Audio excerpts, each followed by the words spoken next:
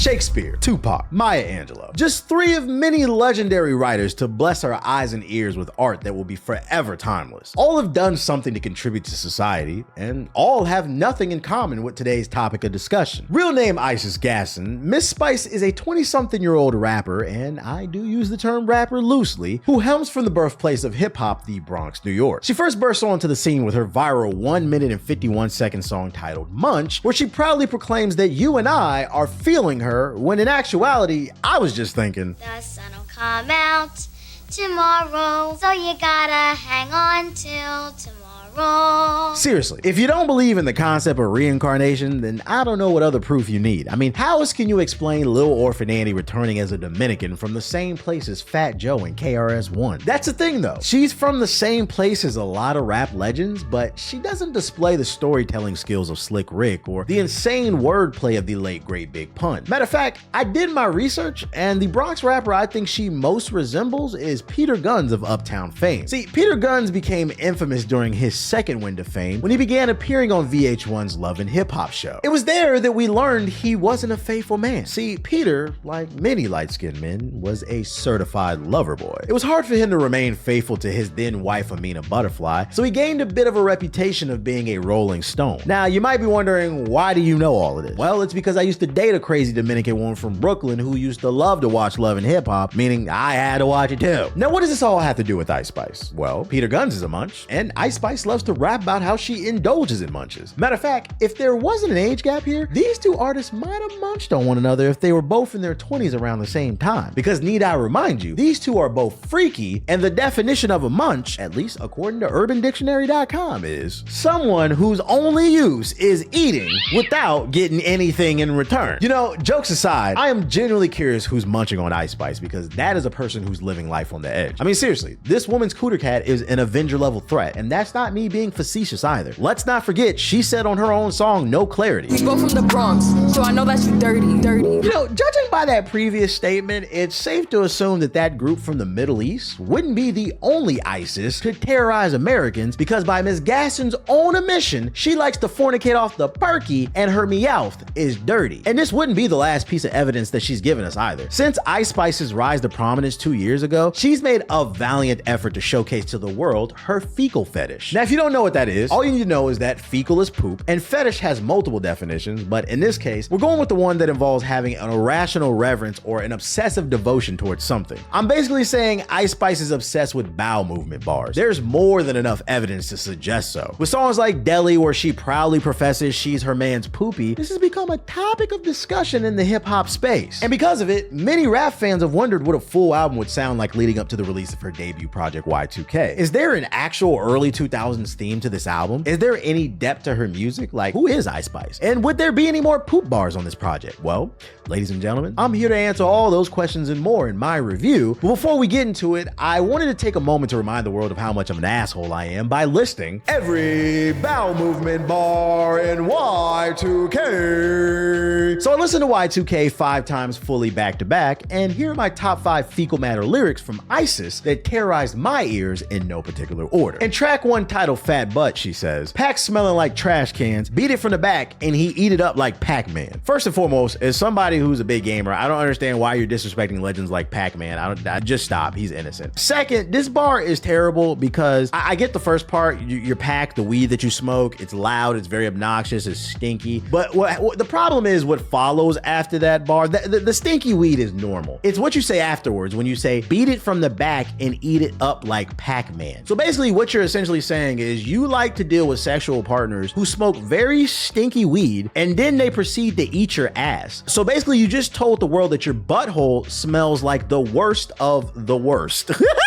Now in track 5, titled Plenty Sun, Ice Spice goes on to say, he took a fake perk and now he has the tummy runs. The problem with this bar is, first and foremost, you're rich, so why are you doing fake drugs? I would imagine that because you're famous and you're rich, you could afford real drugs. But actually, you know what? Drugs are bad, okay? Don't do drugs at all. But if you're gonna do them, at least get the real stuff so you don't mess up your stomach. But also, why are you telling everybody that you hang out with somebody who does fake drugs that gives them diarrhea? Because I don't know if you realize that's what you actually just said. You just admitted admitted on wax, which by the way, this is gonna be on the internet forever. You admitted you like to hang out with men that do fake drugs and then squander your place of living with dysentery. Yeah, pretty gross. Track 7, titled BB Belt. She goes on to say, I'm his poopy, but I never smell, which, you know, for those of you not in tune with hood culture, you know, a lot of people like to call them their significant other stink, like, oh, I love you stink, where you at stink, what's going on stink. But I guess Ice Spice felt the need to take it to another level. She doesn't just want to stink, she wants to be like a spicy stench, which would be full-blown shit. So just an awful bar. Moving over to track number 8, titled Think You the Shit. This one's the one you probably already know, very famous one. You think you the shit? Bitch, you're not even the fart. Like,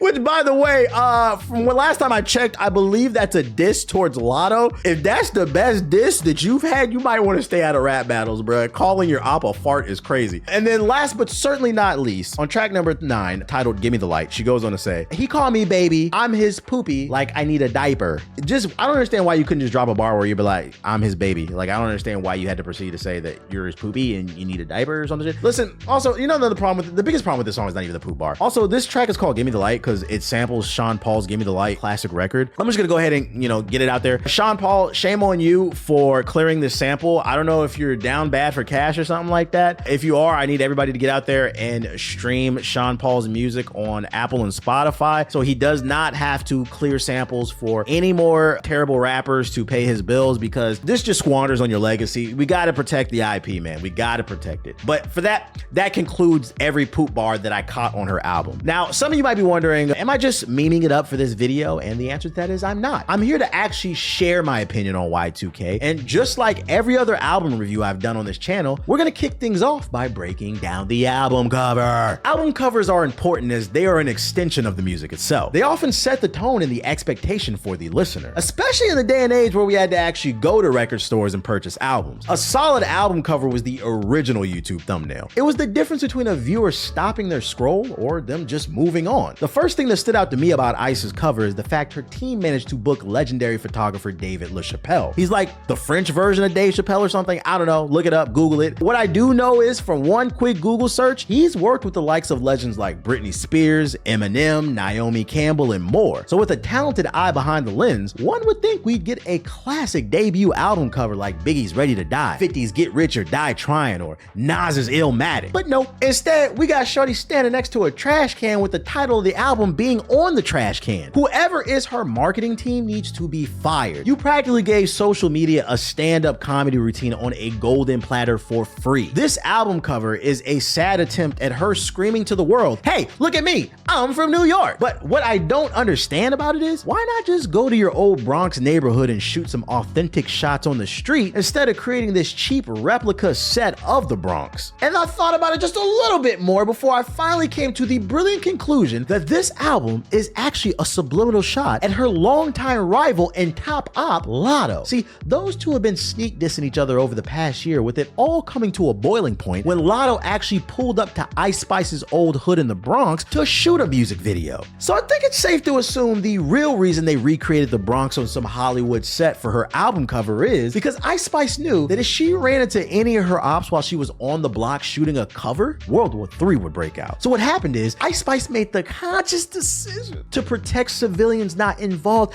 in the first great mediocre female rapper war. For this, she should be praised, because this means we finally have proof that the rumors are true. What rumors, you ask? The rumor that Ice Spice told some people in her inner circle, I believe the children are our future. Teach them well and let them lead the way. You know, jokes aside, let's actually talk about the music. Ice Spice's debut album, Y2K, is a travesty. It's easily one of the worst rap albums, maybe even album of any genre in 2024. And this is for a multitude of reasons. Y2K is a shallow body of work and a prime example of why what happened with Drake and Kendrick is so important. One of the main takeaways I want aspiring artists to take from Kendrick's Juneteenth concert is seeing that more is possible. Let's get back to pushing the needle, because I can't stomach too much of this new stuff that y'all been dropping. And I'm gonna be honest, I'm not one of them old heads that just be hating. I want to see you new folks win. We need new legends, but you also got to do better. matter. This album was especially hard to listen to because I just came off of listening to Vince Staples' new album Dark Times and Kaytranada's album Timeless. Both are great projects for different reasons, so if you're looking for something new to listen to, definitely check them out. Y2K, on the other hand, is just an inconsistent body of work with no thought behind it. Although some of you might disagree, but we're not here to be misogynistic. So instead, answer me this question, Ice Spice. How did you name your album Y2K, but you didn't produce a project themed around the late 90s and early 2000s pop culture? Talk about a lack of vision and direction. On this album, you'd think we'd see production, samples, and features from greats of that era, such as Scott Storch, Outkast, and Gwen Stefani, but instead, Ice opts to take the generic 808 heavy trap route with a smidge of Jersey club and drill influence. Before I even pressed play on this album for the first time, I had a hunch this album was gonna be awful because Y2K's total runtime is 23 minutes, with the longest song on the album being 2 minutes and 42 seconds. Hell, half the album has songs that aren't even 2 minutes long, which is a strong indication of how much short-form content such as TikTok and IG Reels has rotted the minds of the youth. In 23 minutes, I've learned absolutely nothing, and I mean nothing, about who Ice Spice is outside the fact that she likes money, being a baddie, and talking about poop. This lack of artistry is a reoccurring theme that is plaguing a lot of the newer acts in hip-hop. Listen, you guys gotta make what you want. It's too many people who sound like one another, and then y'all wonder why you can't sell out a venue or create a real connection with an audience that builds a strong core audience that'll follow you for years upon years. And just for clarification, I'm not looking for Illmatic from Ice Spice. I understand her lane is fun, baddie party music. Shoot, hip-hop's birth came in the form of party music and dancing and b-boying, so it'll always have a place in hip-hop. But understand, there is a difference between good and bad party music. She makes the bad kind. She doesn't have to be this lyrical, spiritual, miracle, hotep-ass rapper, but at bare minimum, show there's some thought behind your album. Show some love, show some care. Where is the passion? The perfect example is the one I stated earlier. How do you call your album Y2K and didn't create a late 90s, early 2000s themed project? You could have had some cool features. You could have utilized producers that were popular from that era. You could have had skits in the album to play up certain things from that area too. The skits wouldn't even have had to have been creative because a skit on an album called Y2K is a double entendre in itself. See, skits are not a thing anymore on albums. That would have been more prevalent during the Y2K era, so a skit would have fit the theme of it. So the point I'm trying to make is, dear Ice Spice's marketing team, I'm sorry, you're fired. Get out of here. now let's talk about the actual music. Every song on this album sounds exactly the same besides track 6 titled Did It First featuring Central Cee. This is the lead single off the album that you probably already heard, and spoiler alert, it's the best song on the album. And part of it is because it sounds the most different, but also because the Jersey club beat used here carries this song hard. Don't expect anything profound from the artist. It's just nothing but generic bars from Central Cee as well as Ice Spice. Hell, even the music video was a half-ass effort. They did this whole early 2000s theme with the glitchy visual effects and the fonts used throughout, but for this album, you also should have leaned into that theme sonically. I'm not joking when I say every song on this album sounds exactly the same, but also her cadence remains the same throughout the album. She never switches up her flow. For 23 minutes straight, all you're gonna hear is some variation of who better than me, who better than she. It's a headache and it's a chore to listen to. Those 23 minutes felt just as long as the Snyder cut of the Justice League. The bars on this album are easily some of the worst of any mainstream rap act in 2024. Matter of fact, they're so bad, I wrote some down, so some highlights from the album include track 2, where she says, I'm standing on shit like a floor mat. On track 4, she says, his bitch rides it good, but my knees is stronger. Okay. On track 7, she says, I'm light-skinned, but I'm black. You can tell by my hair. Who let that leave the studio? And on track 10, she says, no rocks, no scissors, just get into that paper. Boo! This guy stinks. And last but not least, track 9, she goes on to say, big ice, but I don't need a Ghost Rider. That by far is the worst one of them all, because one of the biggest takeaways from this album is, shorty, you need a Ghost Rider. You can't do a press run as a rapper and then show up unprepared to rap. It's your job to rap. You get paid to rap. She recently appeared on a Kai Cenat stream and he asked her to freestyle to get people hyped for the album, and she just starts twerking. I'm saying I can freestyle. Okay, let me hear you freestyle. You gotta start going. I'll start. No, you start. Slap on the head. Fuck him up. Fuck him up. Fuck him up. Fuck him up. Fuck him up. Fuck him up. Fuck him up. Fuck him up. Fuck him up. Fuck him up. Fuck him up. Fuck him up. Fuck him up. Fuck him up. Fuck him up.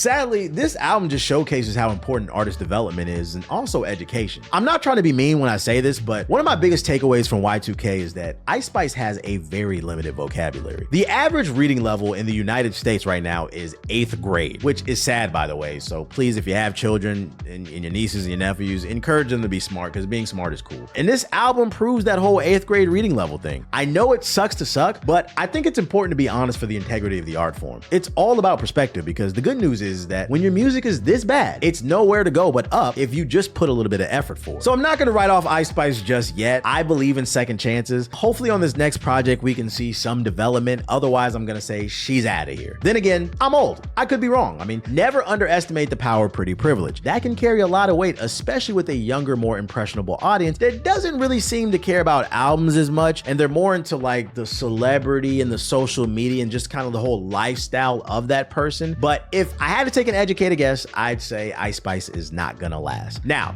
if you're a music fan and you're not one of those super young, impressionable people that's more worried about the lifestyle than the art, and you're looking for the next Nicki Minaj, Missy Elliott, Rhapsody, Lil Kim, Rico Nasty, or Lauryn Hill, yeah, this ain't that. If I had to rate this album out of 10, the best way I can explain my rating is, have you ever heard a rapper and you could just instantly tell they write their own lyrics? Yeah, that's what I'd rate Y2K. Ice Spice's Y2K is we can tell you write your own lyrics out of 10, but hey, I'm just saying.